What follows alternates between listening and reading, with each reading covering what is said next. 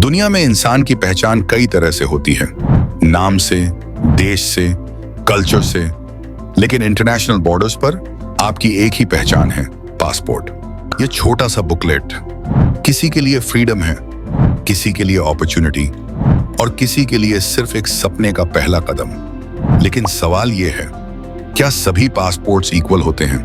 क्यों एक पासपोर्ट वाले व्यक्ति 190 देशों में बिना वीजा घूम सकते हैं और किसी दूसरे को सिर्फ 30 देश ही अलाउ करते हैं? आज अर्थली स्नैप इस सवाल का पूरा जवाब लेकर आया है। पासपोर्ट के इतिहास से लेकर जियोपॉलिटिक्स इंपैक्ट्स तक, वीजा सिस्टम से लेकर पासपोर्ट पावर फॉर्मूला तक। तो चलिए वीडियो शुरू करते हैं।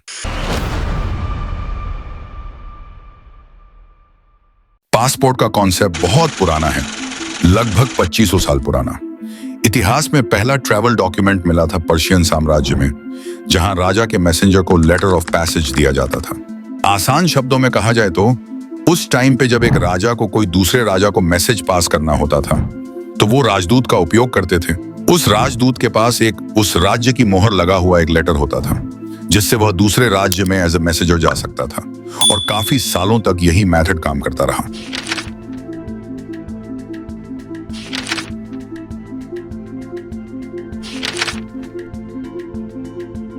इसके बाद समय बदला, साम्राज्य बदले, लेकिन मॉडर्न पासपोर्ट का असली जन्म हुआ 1414 में, जब इंग्लैंड के राजा हेनरी V ने लोगों को ट्रैवल परमिशन देने के लिए पहली बार ऑफिशियल डॉक्यूमेंट्स जारी किए।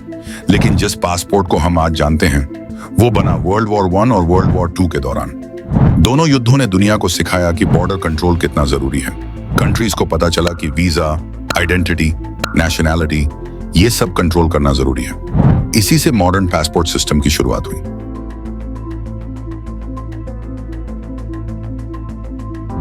अभी तक हमने देखा कि मॉडर्न पासपोर्ट कैसे बना, बट अब बात करते हैं कि पासपोर्ट कैसे काम करता है। दुनिया के सारे पासपोर्ट एक ग्लोबल स्टैंडर्ड को फॉलो करते हैं जिसे कहते हैं ICAO, International Civil Aviation Organization. इसमें तय होता है पासपोर्ट की साइज क्या होगी, मशीन रीडेबल जोन कैसी होगी, बायोमेट्रिक चिप कहाँ होगी, सिक्योरिटी फीचर्स क्या होंगे, और अगर किसी भी रीजन से कोई भी देश यह स्टैंडर्ड फॉलो नहीं करता तो उसकी पासपोर्ट की मान्यता रद्द कर दी जाती है। और इसी ग्लोबल स्टैंडर्ड की वजह से पासपोर्ट को खुद के देश की मान्यता के अलावा अन्य देश में भी वैलिडेशन मिलता है और हम उस देश में जा सकते हैं। आज लगभग हर देश का पासपोर्ट बायोमेट्रिक हो चुका है, जिसमें आपकी फोटो, फिंगरप्रिंट्स और डिजिटल सिग्नेचर स्टोर रहते हैं। और इसी वजह से पासपोर्ट सिर्फ आइडेंटिटी नहीं, ये एक इंटरनेशनल ट्रस्ट डॉक्यूमेंट है।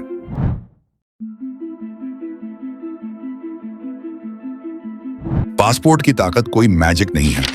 ये 6 फैक्टर है जो आप अभी स्क्रीन पे देख रहे हो, ये पासपोर्ट पावर डिसाइड करते हैं। तो अभी हम एक एक करके उन सारे फैक्टर्स को समझेंगे।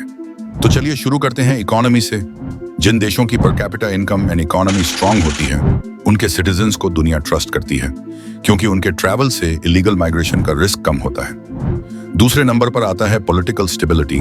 जिन देशों में सरकार स्टेबल होती है उस देश में पॉलिसी स्टेबल होती है, जो देश की वर्ल्ड इमेज क्रिएट करने में अहम रोल निभाती है। जबकि वॉर, टेररिज्म वाले देशों के पासपोर्ट सबसे वीक होते हैं। तीसरा फैक्टर है डिप्लोमेसी, दुनिया के साथ रिलेशंस। जिस देश के ज्यादा दोस्त, उसका पासपोर्ट उतना पावरफुल। जापान और सिंगापुर ने पूरे एशिया और यूरोप में डेकेड्स से बेमिसाल रिलेशंस बनाए हैं। चौथा फैक्टर है बायलैटरल ट्रीटीज, मतलब कि कई ऐसे देश जिनको अपने इकोनॉमिक ग्रोथ के लिए टूरिस्ट पर डिपेंड रहना पड़ता है, वो कंट्रीज दूसरी कंट्रीज के साथ ऐसी बायलैटरल ट्रीटीज साइन करते हैं। कुछ देशों ने दुनिया के साथ hundreds visa free agreement sign किए हुए हैं। पांचवा फैक्टर है सॉफ्ट पावर। जिन देशों का culture, brand image, education, global influence अच्छा होता है तो वो भी पासपोर्ट को स्ट्रांग बनाते हैं। लास्ट फैक्टर है इमिग्रेशन रिस्क, सबसे हिडन फैक्टर। जिन देशों के लोग कम माइग्रेट करते हैं उनको ज्यादा वीजा फ्री एक्सेस मिलता है, इसलिए सिंगापुर एंड जापान का पासपोर्ट टॉप है और अफगानिस्तान एंड पाकिस्तान बॉटम पर।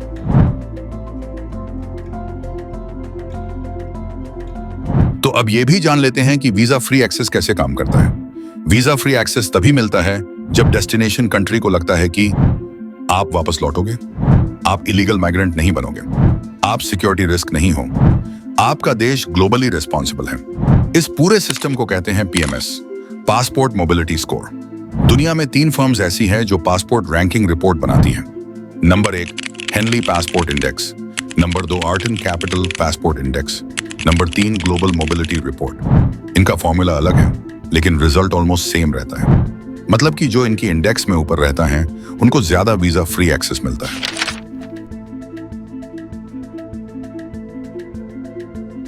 इंडिया का पासपोर्ट मिडिल कैटेगरी में आता है। लगभग 60 से 65 कंट्रीज वीजा फ्री या वीजा ऑन अराइवल एक्सेस देते हैं, क्योंकि इंडिया की इकोनॉमी बहुत बड़ी, democracy strong, political stability high, tourism respect high, लेकिन कुछ प्रॉब्लम्स अभी भी हैं।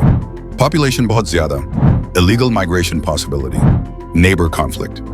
मगर इकोनॉमिस्ट और ग्लोबल कंसल्टेंट्स कहते हैं 2035 तक इंडिया 100+ वीजा फ्री कंट्री तक पहुंच सकता है। आगे बढ़ने से पहले अगर आपको वीडियो पसंद आया हो तो कमेंट करके जरूर बताइएगा।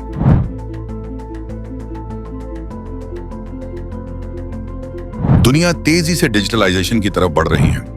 आने वाले 10 से 15 सालों में पासपोर्ट को टोटली डिजिटल बनाने का काम किया जाएगा, जैसे कि biometric only travel, face scan border control, blockchain ID और भी बहुत कुछ।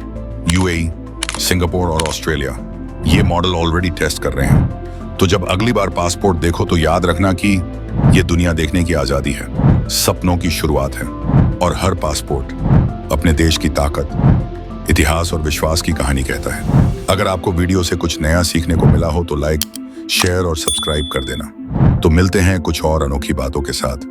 तब तक के लिए टेक केयर।